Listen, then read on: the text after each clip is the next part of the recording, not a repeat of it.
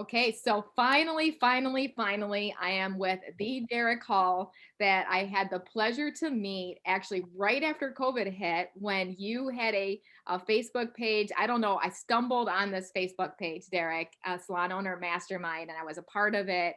And then all of a sudden, I had this opportunity to speak on your podcast or on your webinars that you were doing. And man, how many free podcasts or webinars did you guys end up doing as you, Andrew, as well as James, that are all a part of this group? How many did you end up doing last year? And I know Yeah, they're still so kept going.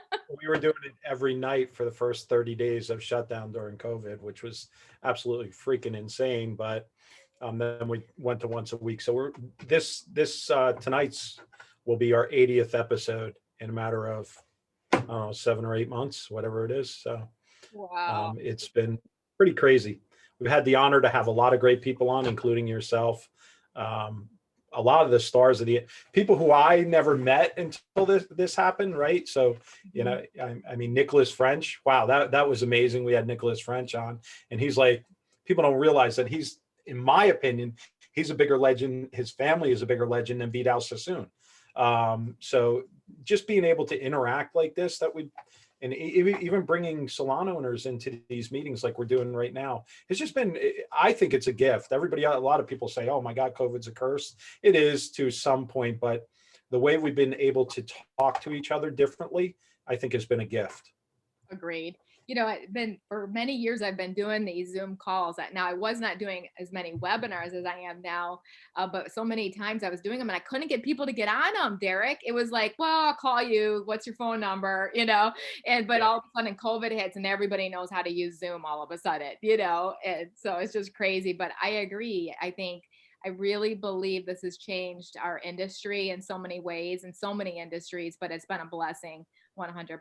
I'm with you for sure. And if anything, that I got to meet you, I got to meet Andrew, I got to meet James, and then the many people that are on there as well too. And then you actually inspired us. You may not know this, but you inspired us to have three other John Maxwell coaches to get together and to start doing master classes for salon owners.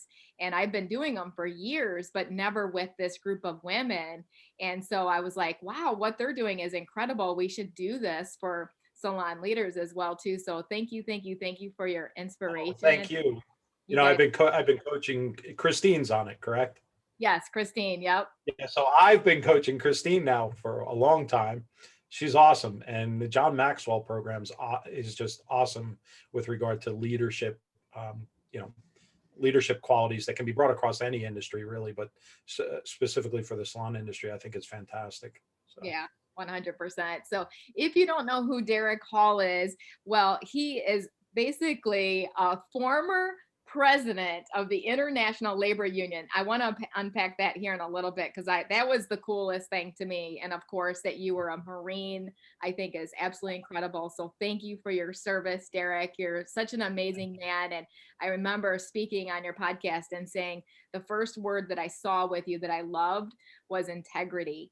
And something that I love about integral people is they do things the right way. And we don't see that too often in many business organizations, but especially in the salon business. And that's something that I wanted to help bring back to the professional beauty business as well. So you and I share in that vice as well. And you're your former multi-salon owner along with your wife, which I think is really, really awesome. And how you guys got to try on some new systems. I got to hear your podcast with one of my favorite people, Anthony Whitaker.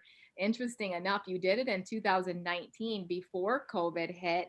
And it's so Mhm. cool how you kind of forecasted some things that were happening on that podcast that actually did happen. So I thought that was really neat. So if you haven't heard his interview with Anthony Whitaker on Grow podcast, definitely listen to that. It's in 2019 and you can scroll down and listen to that as well. And you're a digital marketing expert, which I get excited about, of course, because I know that's changed the face of our entire industry. And I think that's amazing, as well as partners with Andrew Finkelstein with SalonNinja. So we'll talk about that as well today. But first and foremost, I really, really want to hit home with you're the former president of the International Labor Union for 20 years.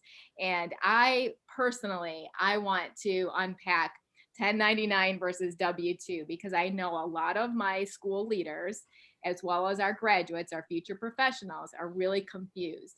Let's completely unpack that today, Derek, so there's no more confusion, no more misunderstanding. Let's educate and give the real deets with us. Yeah. So the first thing I'd like to say is forget the word 1099. Okay. In our industry, 1099 does not exist. It doesn't. It legally does not exist. So wipe it from the vocabulary. The first time you hear somebody say 1099, say you're paying wrong. And while you might think that's okay in the short term, in the long term, the first time you have an employee working for you, or you get a government audit with an auditor just out of the blue, and you owe $50,000 in back taxes, that's when it's going to be the really big wake up call. This industry's been misclassifying people for forever, right? And look, I'm not running a union. I knew all the labor laws with regard to public employees. Okay. I did not know the salon industry. I got into it with my wife, and we didn't have 1099 employees, but we were doing the other thing, which is if an employee is not working, they're only getting commission, and they only get commission when they're working. Right. And we were paying like that. And we got caught up in that because I knew no better for this particular industry. Of course, I educated myself quickly when I had a $10,000 tax bill to pay additional taxes for the time they were sitting around not working. And that's when I also changed all the systems in my wife's salons. So just to give you a little background, I got thrown into the salons, kind of took an early retirement. I was going to do, I was actually going to open some health clubs. Never know it by the way I look now, because I just do nothing but sit and work. But we were going to open some health clubs, and I started looking at that business model. And the reason I started looking at that instead of doing something within the salon industry was my wife's salons weren't making money. She was killing herself. And I was like, we could take the money I have, make a proper investment, and get a better return on investment than what you're doing in the salons. And we looked at these health clubs, and the business model, which was memberships, which no salons were doing at the time. I turned around and I said, you know what, the hell with it. Why buy a health club when I can make that model work in the salon industry? And we did.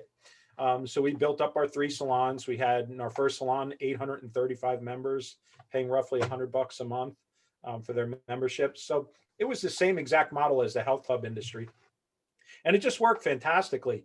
But the thing that came along with that for labor laws, we'll call them, right, is the other thing that was broken is the way everybody's paying. They're paying all over the place. And really the best way to pay people is pay them an hourly rate or a salary, and then pay commissions on top. That is the safest, best way to pay, period. Forget all the other stuff. If you really want to own a business, pay the employees properly. Okay. Because if you do, and you start with that plan in mind, number one, you're not going to get hit with any type of audit or anything like that. Number two, your employees are going to be happier. That I can tell you, because they will earn money even when they're sitting around, when the salon's not busy. Okay.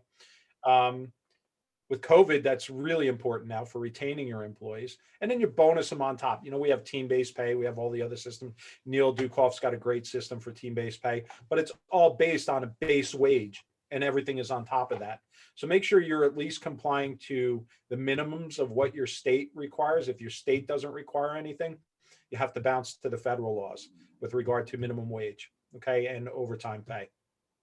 Wow. So forget 1099. That's a word that doesn't even belong in our dictionary, because it is completely illegal. Yeah, 100%. And I remember you were talking about this, and this is basically a true 1099 person, right? That you're giving a 1099 would just be someone that's renting a suite from you or renting a chair. They would actually give you a 1099, right? You Yes. would give them a 1099. They'd give you, the business owner, a 1099 Yes. for the money they paid in rent.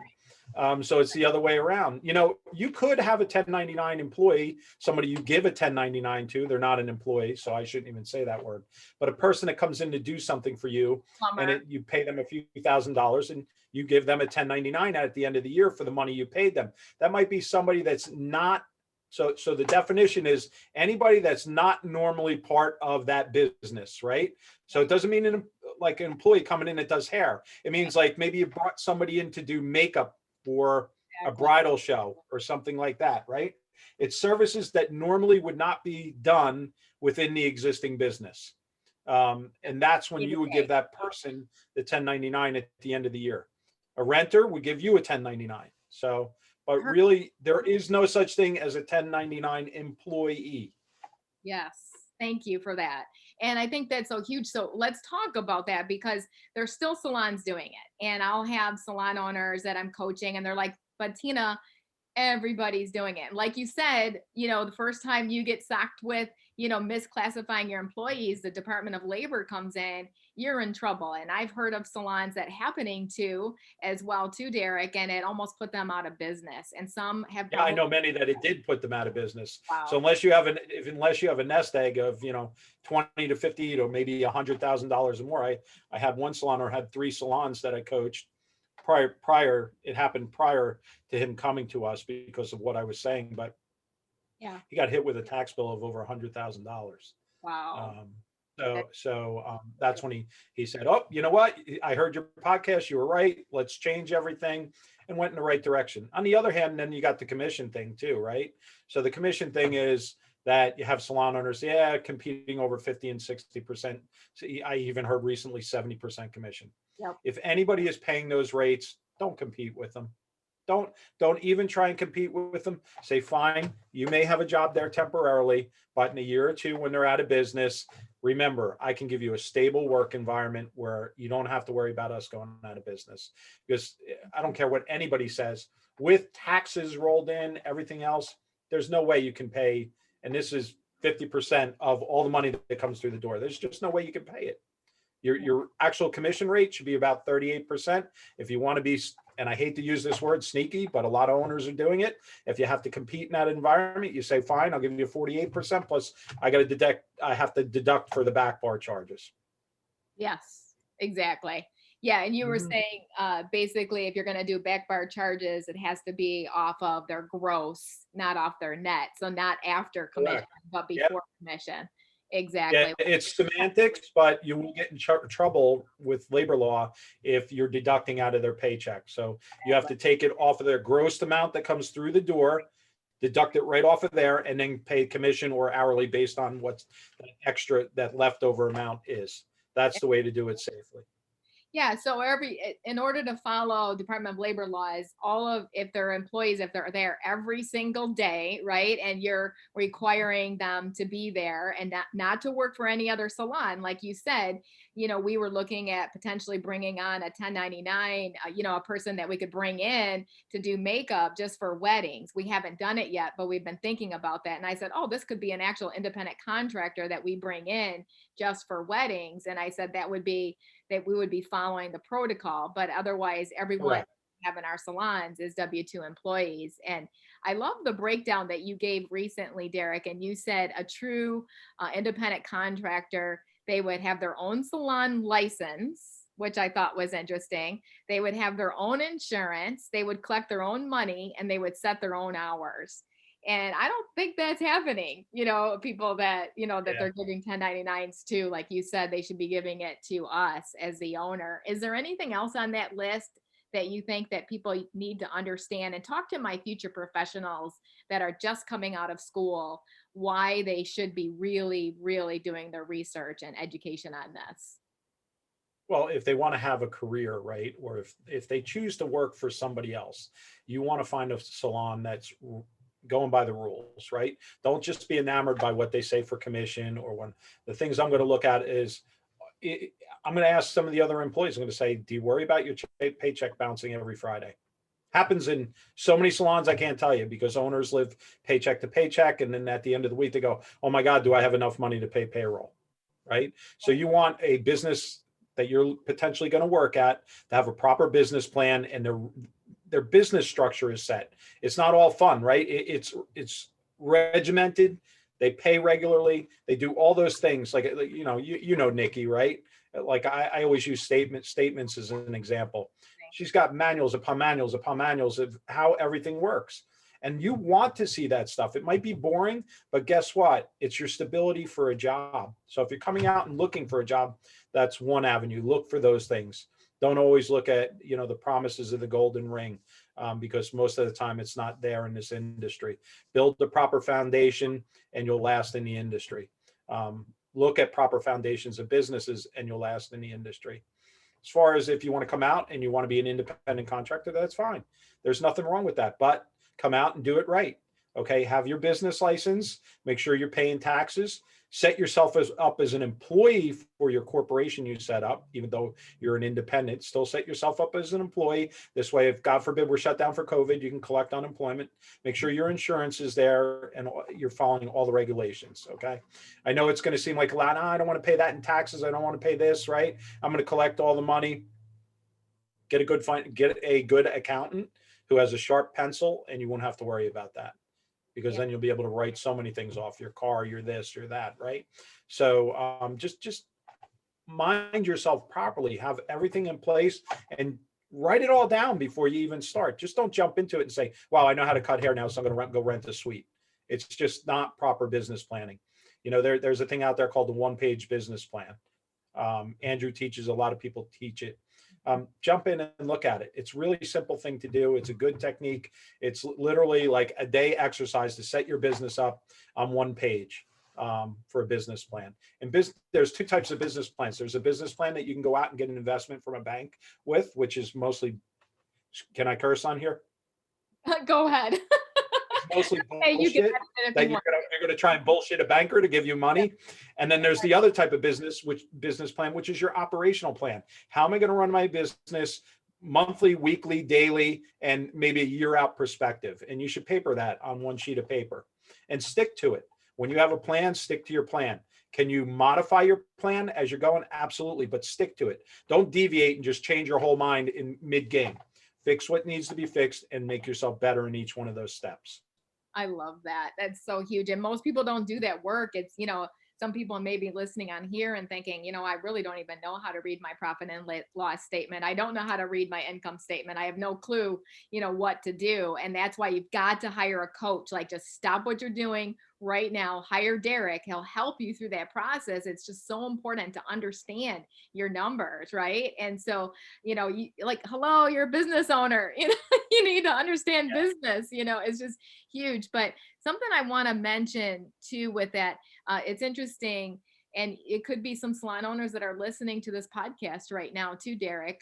But I've heard of salon chains, and one of our states that I'm here, I live in Florida and Michigan, so it's one of them that actually pay cash out to their stylists at the end of the day, which scares me. And this business is growing, and they keep opening these salons left and right. They keep growing. It's a sort of a corporate franchise, if you will, and they keep growing and paying cash, right? 60% commission cash. Like, talk to those salon owners right now. What could they be up against eventually? They're not going to have a business eventually. I mean, it's kind of like robbing a bank and running, right? If you run, you're going to get away for a little bit, but at some point you're not.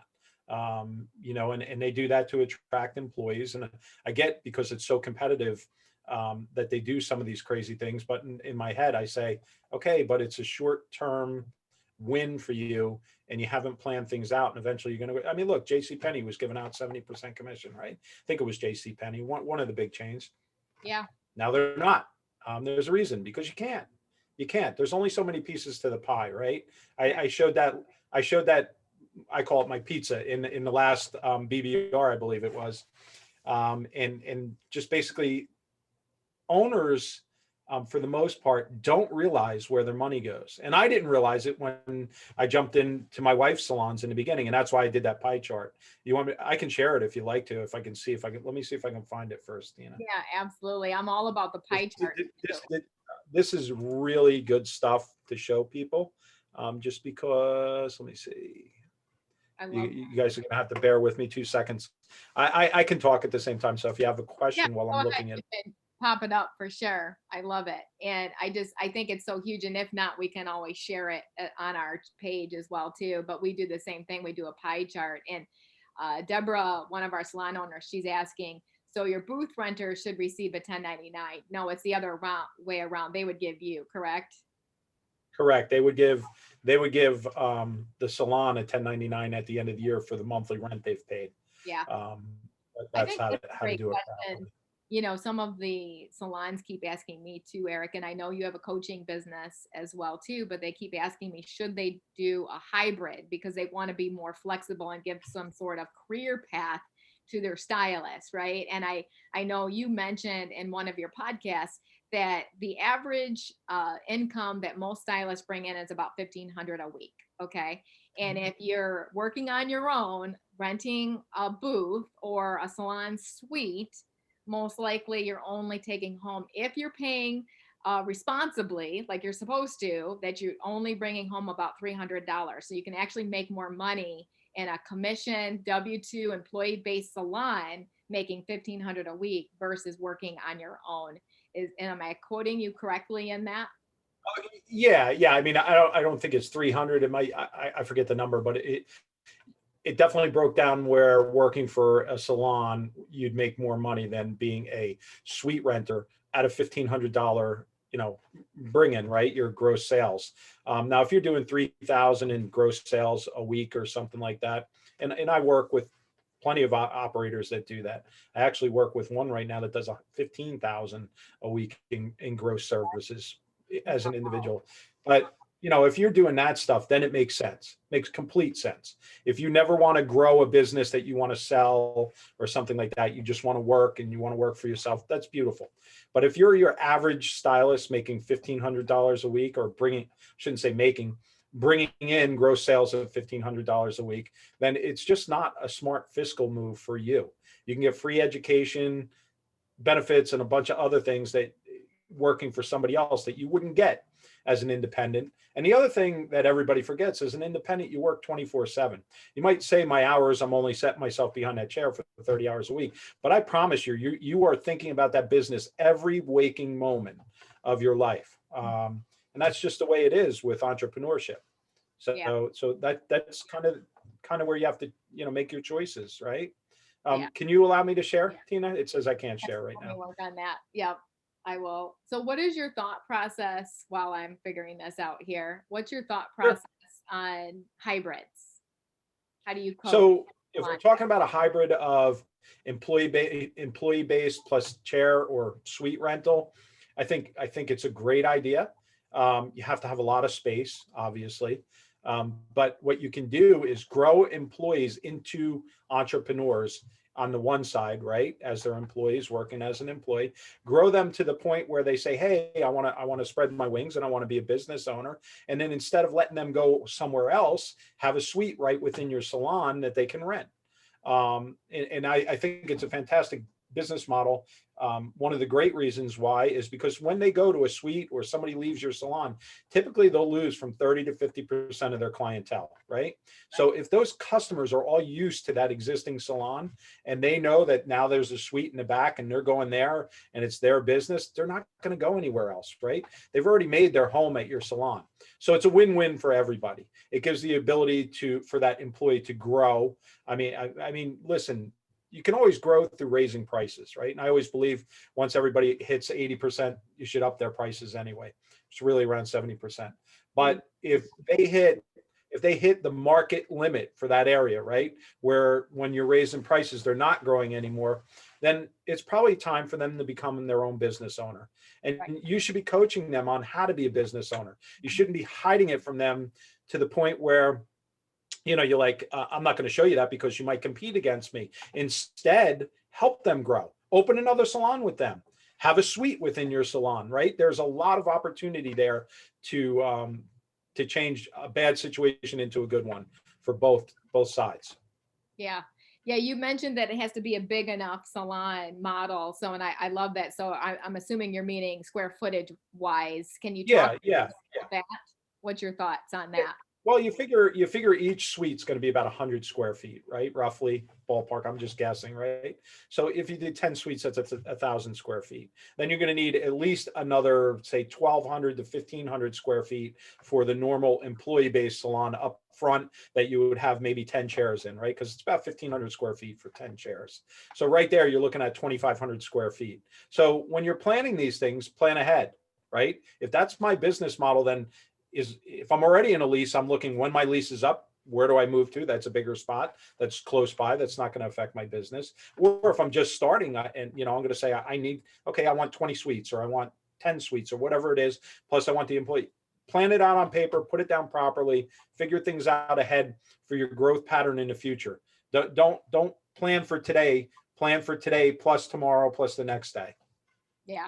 Do you find it hard for salons to kind of keep to their company culture by doing that? Because that's one of the things that I just kind of foresee could be a challenge, of course. Like let's say they have a dress code all of a sudden of black, and now they have these renters in the salon that are wearing purple. I mean, I don't know. I'm just making up Yeah. a color here, So but that's why that's so Tina, long story short, if I were to do one of those models, it wouldn't be chair rentals. It would be employees plus suites. Okay. So they okay. were like their own Yeah. enclosed little businesses. If it was employees plus employees, former employees that were now renting a chair rental, I wouldn't do that model because it kills the culture. Exactly what you're saying, right? Okay. But if it's the other way around, then the employees who are employees are motivated to say, yes, I want to own my own business in my little 10 by 10 suite that's right here. So it gives them a goal to build their book to till they can afford it. And you can set a lot of things in the contract with those rentals on how they should act, how they should keep their place, things like that. A lot of landlord tenant relationships are like that regardless. So there is a way to control those types of situations, but not so much in a chair rental situation. Yeah, I agree with you 100% on that. I think that's part of the challenge with some salons they have. And I did this years ago, and my company ended up going out of business. Is I thought, well, I'll let so and so rent a chair, and the rest of the people were, W-2 employees. Well, it got muddy, and it was Mhm. confusing, and the company culture went down, and ultimately I ended up losing the business. There was a lot of reasons for that, but that was just one of the very many reasons that we had. So I think you're right. I think you have to really, decide like, hey, I'm going to have, both businesses, here, and just separate Yeah. them out. It's brilliant. For So sure. I'm going to share my screen with you now because I see you got that. Awesome. Okay. Can you see my screen? I do. Okay. So this is a breakdown with a business that's actually running at a 5% loss. This is an owner working behind a chair. Okay. So overall, maybe there's not a 5% loss, but they're basically breaking, probably just barely keeping the doors open. This is the average business in the United States right now that is using up 50% of their payroll on wages, right? All these other things that no one thinks about, they're all in there. Your rent is generally from you want it down somewhere around 7%, Mhm. 7 to 8% at best, but most of the time it's around 10%. So you got to figure that, right? So now we're at 60%. Okay. Utilities are going to be about 4%. Your miscellaneous stuff for all the little things that you don't account for, there you got another 10%. Retail 10%. Don't forget that retail, unless you're having those shelves constantly revolving, you've got 10% of your money tied up on a monthly basis. Okay. Your taxes, you figure on top of the employee taxes, 8% of your overall income is going to go towards taxes. Professional products, another 8% for back bar and that type of stuff. Credit card, 4%. Okay. Now, when I say credit card, that's not just your credit card, it's all your banking fees. It generally runs from, if you're doing well, it's at 3%. If you're doing normal and not watching it, it's at 4%. Now, you can skim a percentage here, a percentage there, all throughout this chart, and it's going to help you become profitable, right? And that's why salons that are doing this stuff really well are running about a 10% profit margin. Now, I've got salons I coach who, I mean, they micromanage this stuff weekly, monthly, yearly, and they're running their businesses properly, and they're 20 to 30% profit margins. They're just kicking ass. Yeah. Um, but sadly to say, it's such a horrible figure. This is your average salon in the United States, and if that owner breaks their leg or something and are not behind the chair, guess what? that they're going to go delinquent on their rent.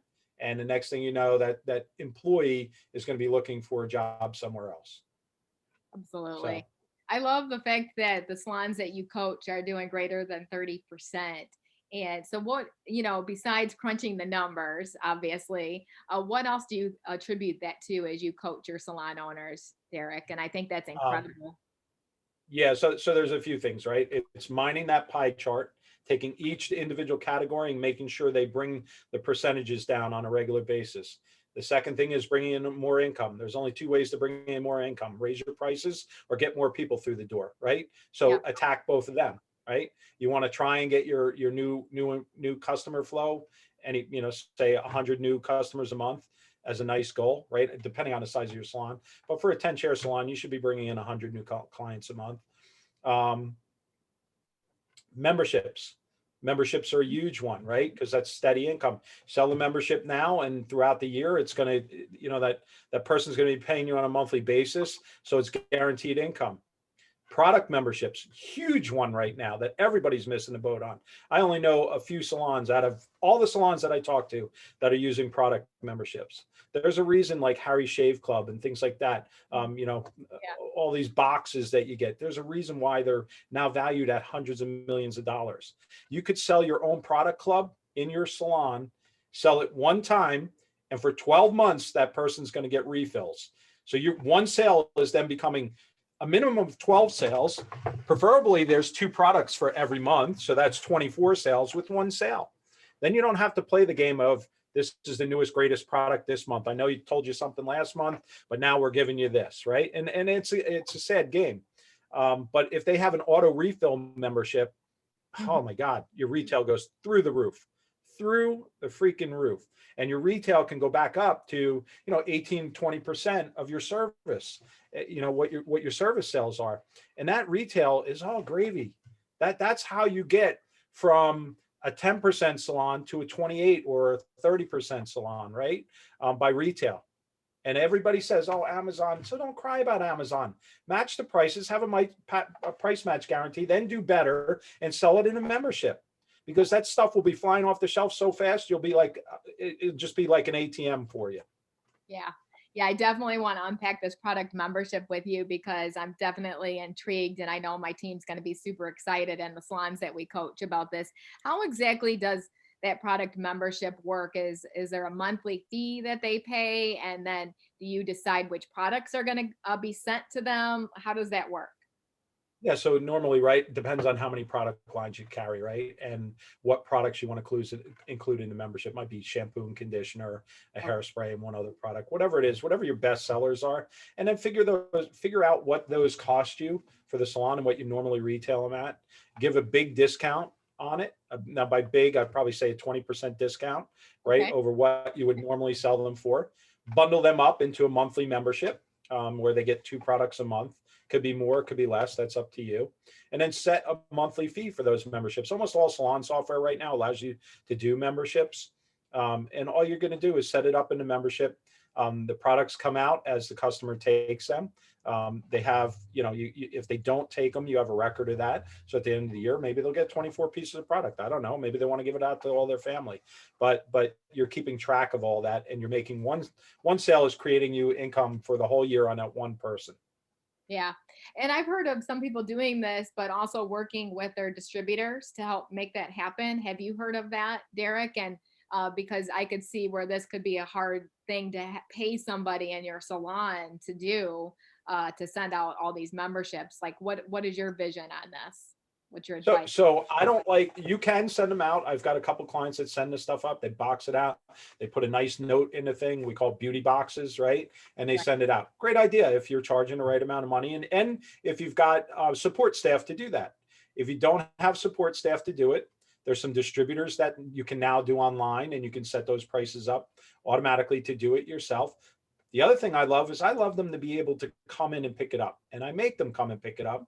In my opinion, and here's why. It gives you the opportunity to make sure they book their appointment, gives you the opportunity to cross sell. It also gives you the opportunity to just talk to them.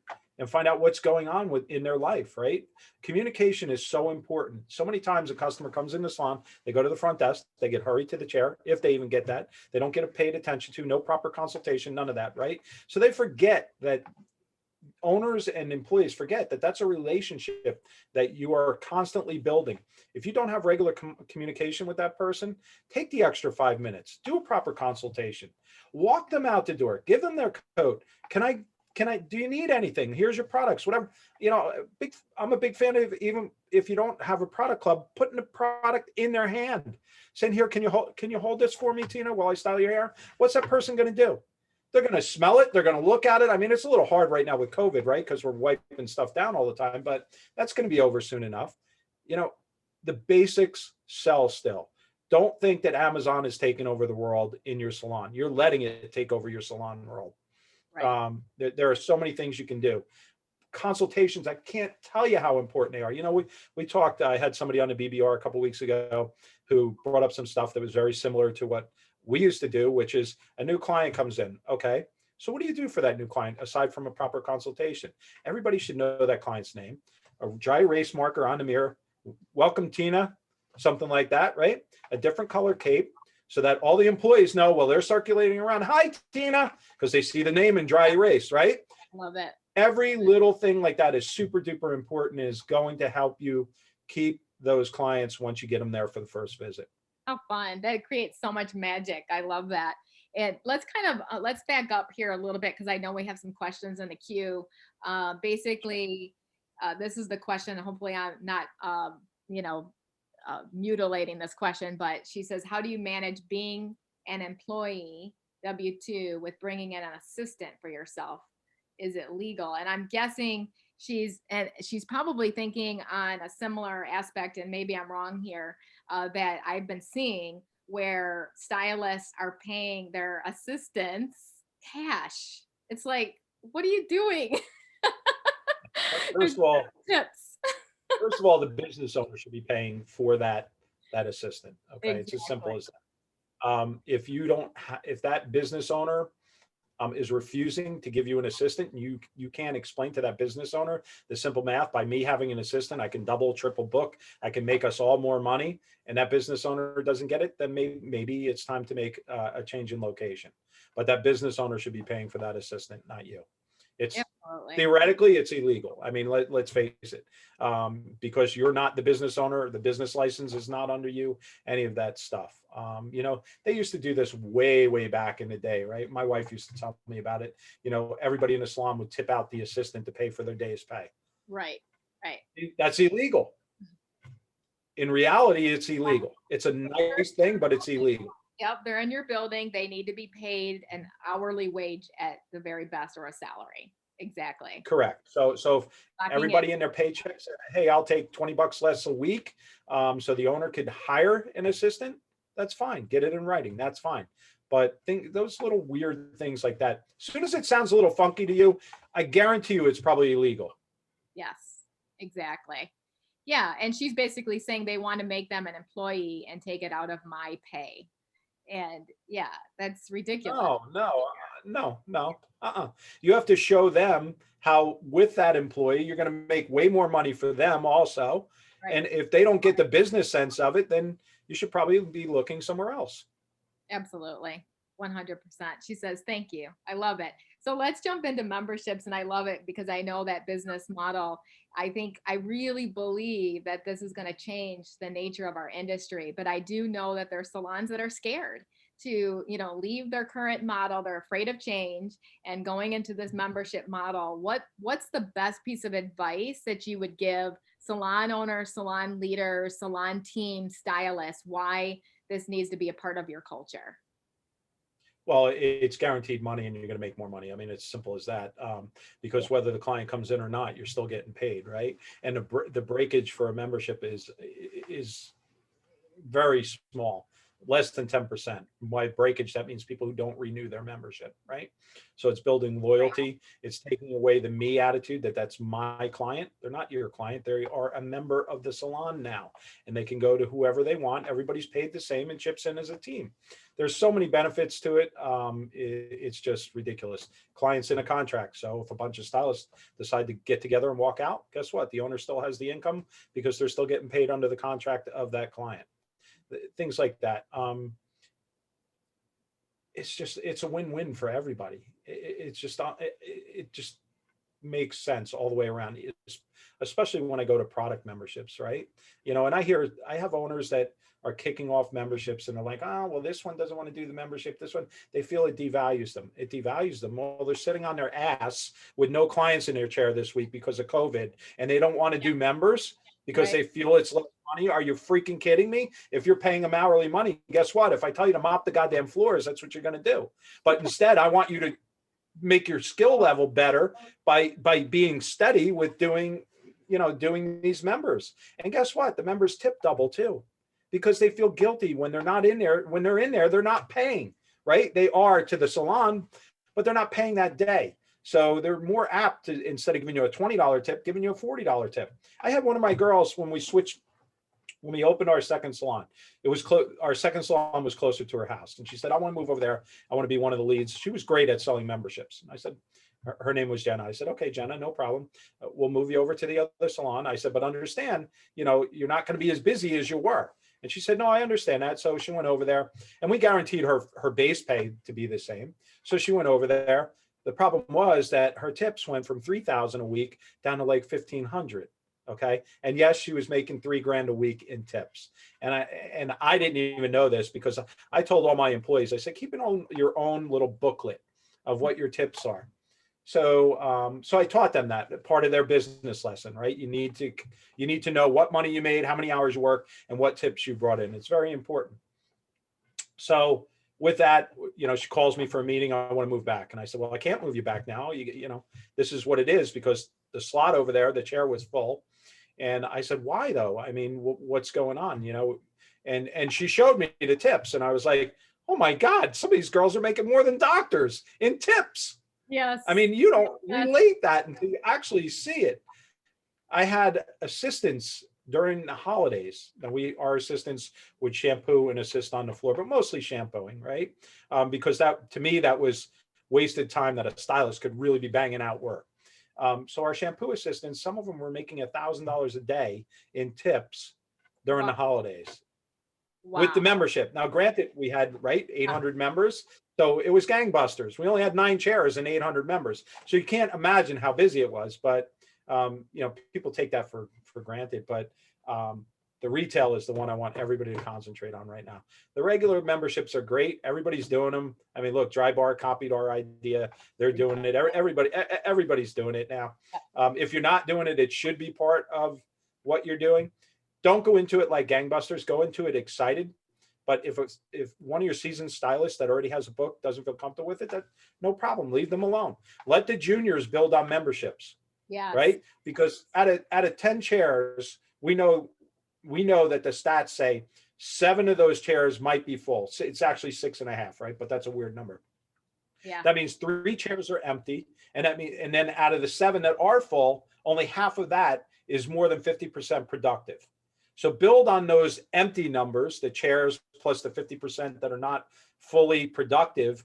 Build on those people first with memberships until they get so damn busy that the seniors they raise their hand and say, I either want in or you expand.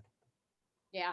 Oh, that's so beautiful. I love that idea of, starting out with your juniors. So you're, brand new graduates out of school, right? And you can build them so quick. Think about it with an assistant, right? You can work them up through memberships. Maybe you only have them when they're first on the floor servicing the blow dry memberships and they're doing 15 blow dries a day, right?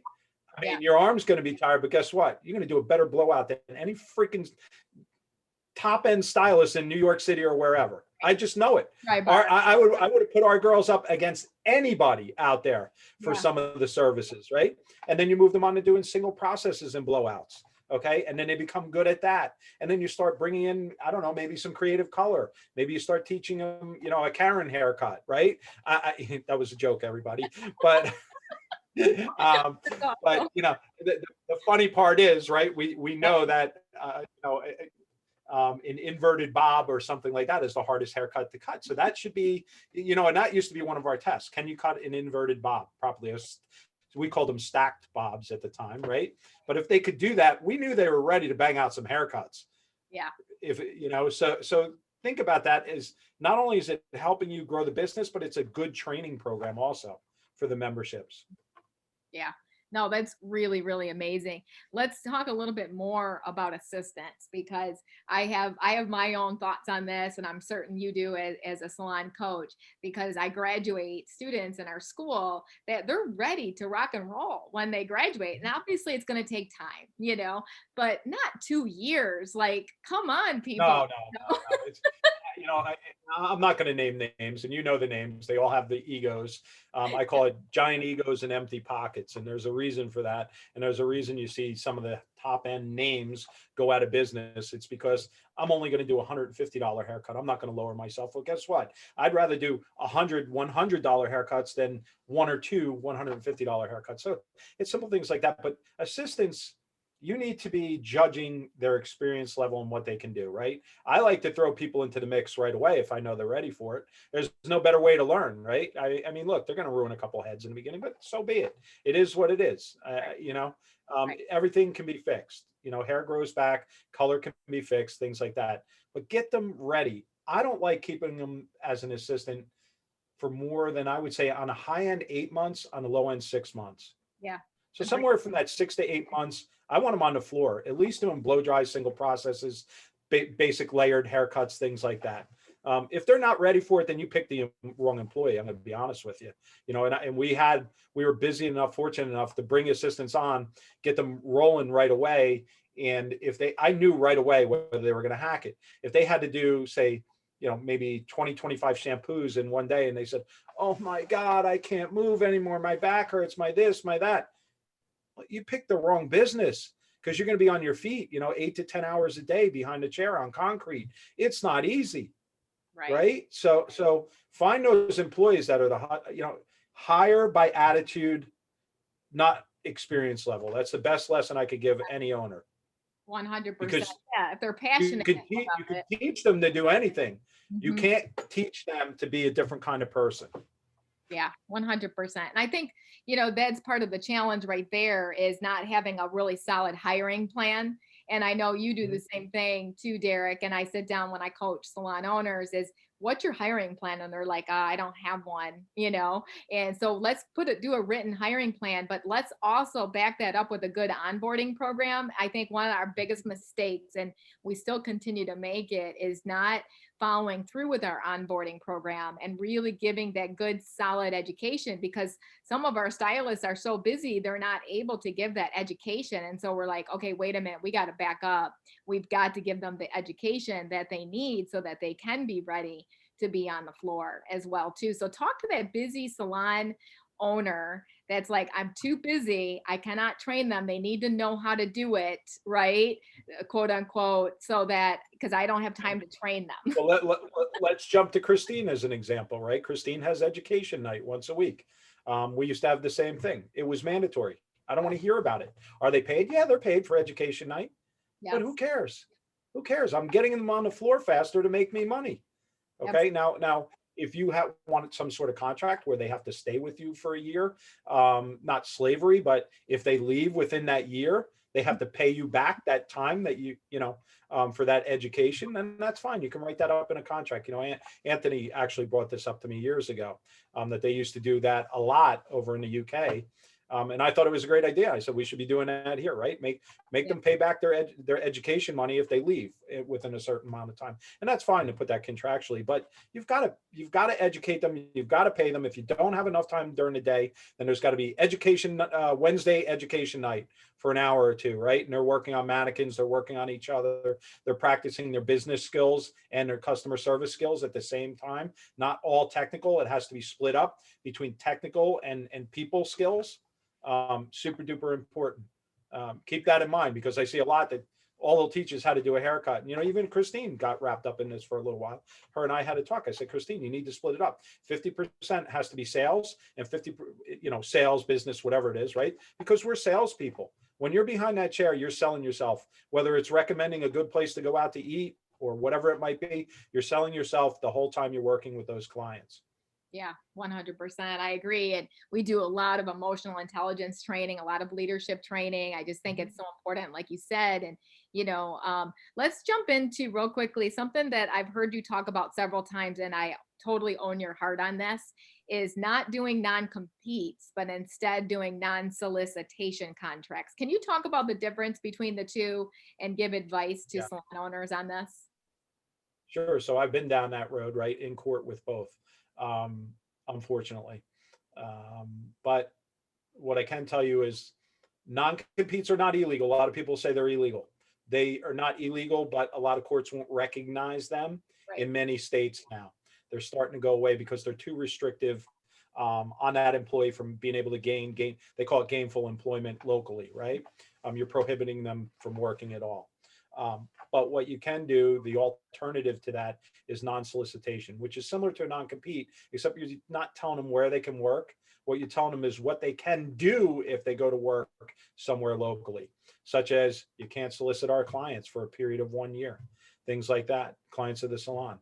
So that will hold up in any court right now, because you're not prohibiting them from working. You're saying, great, you know how to cut hair? You can go right across the street and cut hair, but do not touch our customer base, because if you do, then you're going to find yourself in court. The other thing I find with a lot of salon owners, they don't want to spend $1,000 to enforce it, because that's what it's probably going to cost you for a lawyer, right? To get in there, go to court, and get it done. Okay. Right. You need to set an example. Once that example is set once, you can bet your bottom dollar that it's probably never going to happen again, because the employees talk and they'll say, oh my God, they went after so-and-so and she had to build from scratch again, things like that. It's a rough business. We are the ones as salon owners that are going out and getting those clients and maintaining those clients in many different ways. Even when somebody comes with a following, it's usually not a big following. People think followings are huge. In a day, they used to be huge. These days, if somebody comes over with 50% of their book, it's a lot. And Yeah. in that case, you can reward them, or you can put in a non-solicitation. Fine. These are the clients you came with. No problem. You can solicit to them after you leave. It's Yeah. not a problem. Hiring, if you want somebody with a book, offer bonuses. People don't do this anymore. They'll say, okay, I'll give you a $500 bonus. I used to give up to a $5,000 bonus with a book. Now I would pay it out over time, and they would be obligated to stay with our business for a certain amount of time. If they left, they had to pay it back.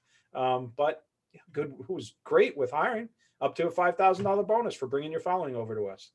I love that. We do have some salons that we work with our schools that actually pay some of the students' tuition as well too. Have you Mhm. heard about that? So like a Yeah. scholarship bonus. So So that's what we were talking about earlier with Anthony, on Anthony's idea, right? Part of that is, hey, if you stay with our company for so long, we're going to pay a monthly amount towards your tuition. I mean, all these things to help get that employee that you really want and help them grow, they're fantastic benefits. Yeah, I love that idea. That's really, really amazing. So I know we're coming to an end, unfortunately. I wish I could have you for 8 hours right now because you are awesome. And I know our salon owners are going to love every minute of this. What last piece of advice would you give for salon owners? So my opinion is, instead of focusing on all these contracts, why don't you focus on being a better leader? So what's your last piece of advice to become a better leader so people don't want to leave you because they love your company so much and they want to continue to grow?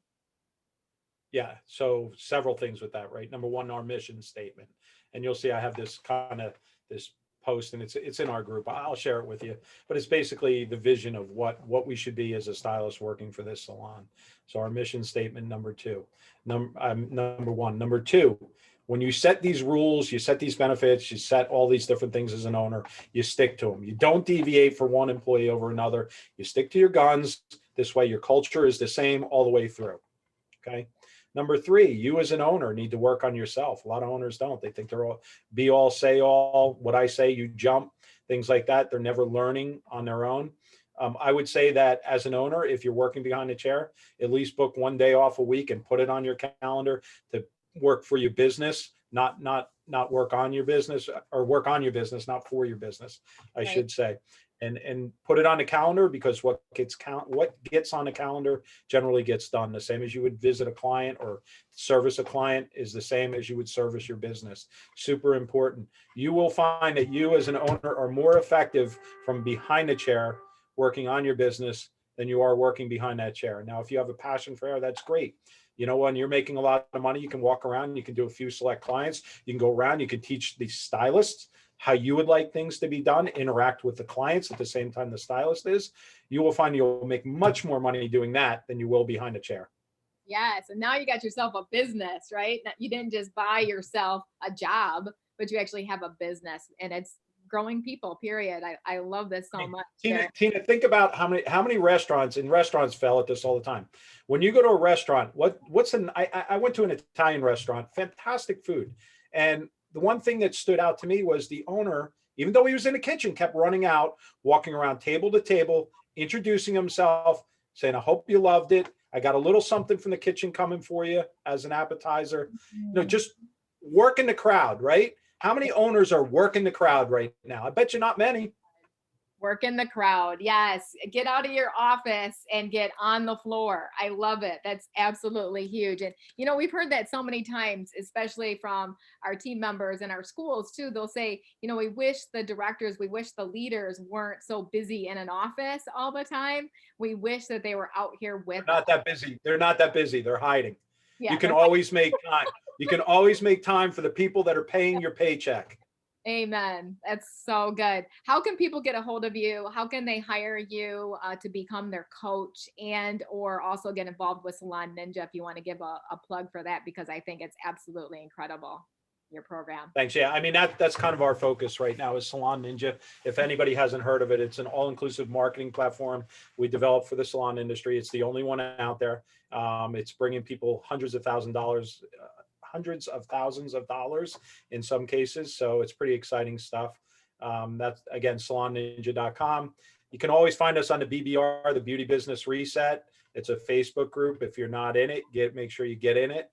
There's a lot of great educators. Tina, everybody that's anybody has been in there, and they're all giving their time and effort for free. So there's a lot of fantastic education for you for free. And you know, that's the important thing. Look at the people who are giving to the industry right now. You know, there are a bunch out there that are still corporate, you know, blah, blah, blah, and they won't even get on anything unless you give them money, right, Tina? And you know this. I know you know this. So look at the people that are really helping at all these salons through all the craziness. As far as coaching, I do still do some limited coaching. I've been kind of scaling back and giving it to James. James is a fantastic coach also. Andrew also. Yeah. I'm always open to have a conversation and help somebody. But as a full-time coach, I would suggest go to Tina, go to James, go to Andrew, go to Nikki, go to any of the people that have been on the BBR. They're all great. We don't bring in anybody that is a selfish jerk. Okay. The people that come on the BBR are all there for a reason, because they're willing to give and help. And I want you to help support them because they have businesses to run also. Yeah. I love it. Derek, you are amazing. God bless you. Thank you for being on. I know everyone just loved this. Thanks, everybody. All right. Thanks, care. Tina. Bye, Derek. Talk to you soon.